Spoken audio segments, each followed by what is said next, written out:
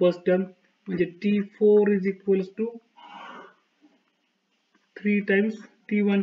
यालाच मी a आणि d च्या फॉर्म मध्ये जर लिहिलं तर हे होईल मला a plus 3d is equals to 3a. म्हणजेच हा काय होईल 3d is equals to 2a. आता त्यांनी मला फायनली विचारलं काय कॉमन डिफरन्स विचारलाय. मग कॉमन डिफरन्स विचारलाय म्हणजे d विचारलाय. तर मी काय करणार a ला सुद्धा d च्या फॉर्म मध्ये घेऊन ठेवणार. मग a काय होईल d च्या फॉर्म मध्ये 3d/2. म्हणजे जेणेकरून काय होईल पुढच्या इक्वेशन मध्ये, आता ही पहिली कंडिशन आहे. आता दुसऱ्या कंडिशन मध्ये जे काही इन्फॉर्मेशन मला त्यांनी सांगितले असेल त्यावेळेस काय करेल मी a ला 3d/2 न रिप्लेस करेल.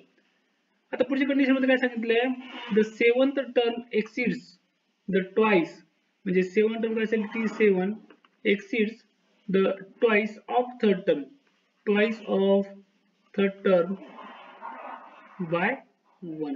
म्हणजे काय करतो 7 टर्म थर्ड टर्मच्या दुप्पटीपेक्षा 1 ने जास्त असं सिंपल सांगितले.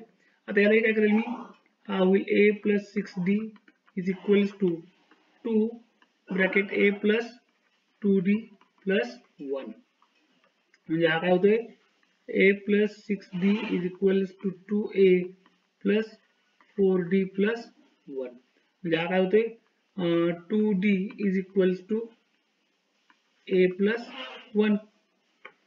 याची व्हॅल्यू पुट करू काय 3d/2.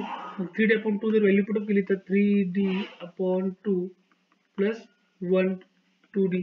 हा d कडे घेतला 2d minus 3d/2 is equals to 1. म्हणजे हा झाला 4d minus 3d is equals to 2. काय केलं मी इक्वेशनला 2 ने मल्टिप्लाय केलं.